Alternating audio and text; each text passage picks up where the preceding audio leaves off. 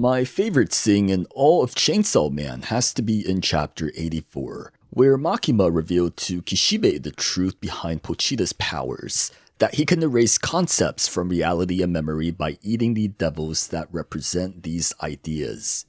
She lists out examples of devils who are no longer part of this world, a mixture of things that exist in real life and things that are made up to make us, the readers, question our own reality. But then she moves on to the more magnificent devils, wonders and terrors so incomprehensible that their very existence would completely redefine what it even means to be human. All of them are now forgotten. This is perhaps the greatest display of cosmic horror in a manga that I have ever read, especially because of how out of the left field it was. However, despite all my praises for this scene, there is something that has always bothered me, and that is, how did Makima remember? Aside from being able to recall the devils that Pochita had eaten and erased, she also remembers the battles that Pochita fought, battles that she herself had been witness to and participated in. Yet these events must have taken place in the distant past.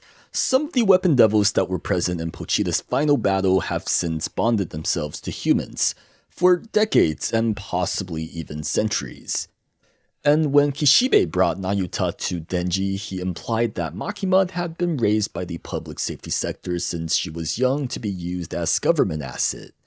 So Makima is most likely not the same control devil that Pochita had encountered in the past. Nayuta herself was only able to gain knowledge of Makima by reading Denji's mind, and presumably there was no one like that for Makima to use her powers on to learn about Pochita or her past incarnations. So where did Makima's memories come from? The only explanation is that devils can regain memories of their past lives over time. Other devils are also able to retain bits and pieces of their former selves.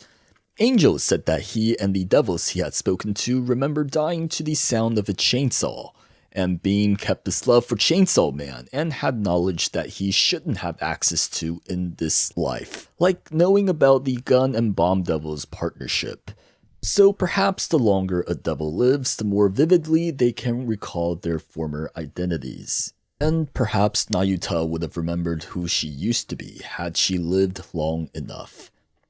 In chapter 170, Barum and Fami take Denji into a sushi restaurant and torture him with the sight of Nayuta's severed head. Despite Nayuta's dismemberment, many readers reject the idea of her death.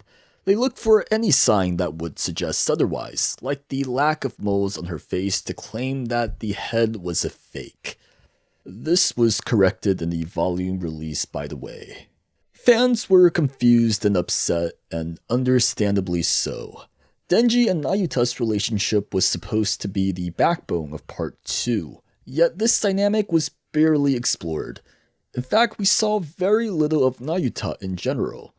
From a narrative perspective, this doesn't make a lot of sense. What is even the point of Nayuta if she dies before the importance of her character is established? Surely this is not the last that we will see of her. So does this mean that I believe Nayuta is secretly still alive? Well, not quite, but I do think that we will see her again in another way. Nostradamus' prophecy of the Death Devil's descent is the catalyst for most of part 2, yet what's been shown in the manga is only half of the prophecy. In Nostradamus' complete prophecy, he states that following the descent of the Great King of Terror will come the resurrection of the Great King of the Mongols before Mars to reign supreme. Mars is obviously referring to Yoru, the war devil, as Mars is the Roman god of war, and it's already been established that the King of Terror is death. But who is this Great King of the Mongols?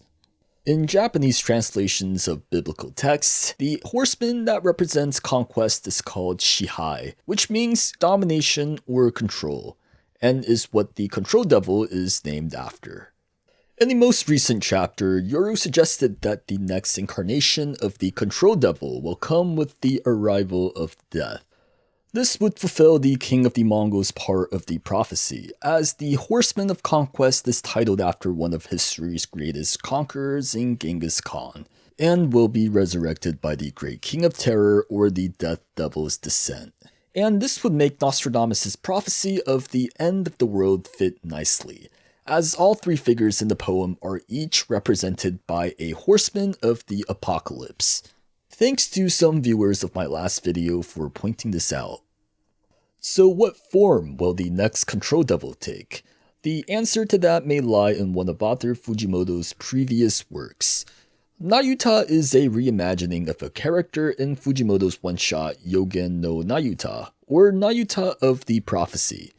The one-shot features a pair of orphaned siblings, Nayuta and Kenji, which sounds suspiciously close to Denji.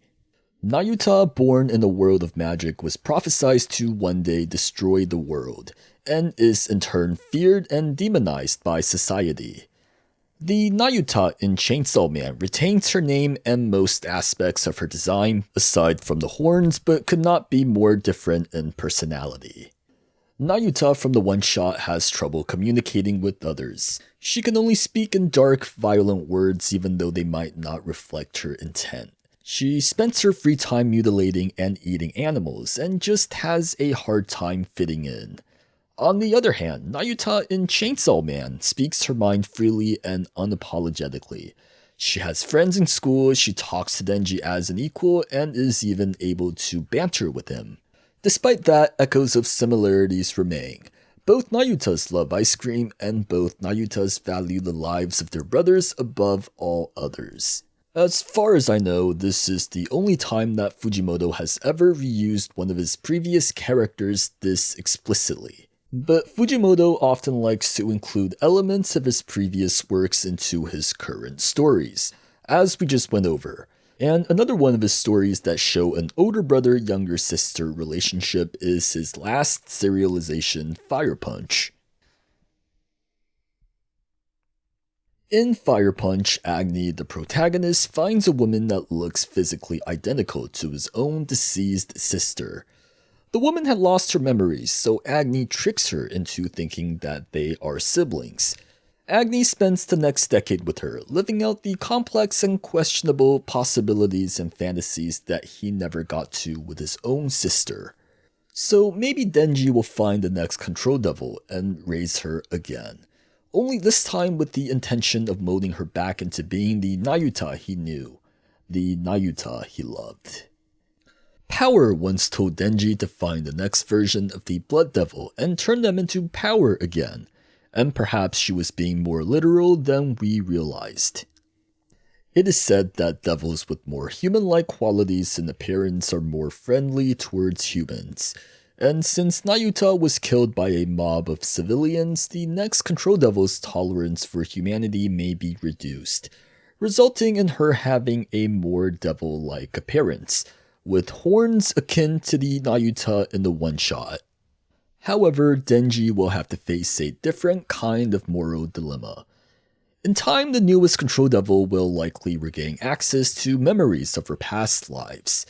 But how long can Denji wait? In the meantime, he will almost certainly become attached to this current Control Devil. Will Denji really be happy if Nayuta's personality overrides the new Control Devil's?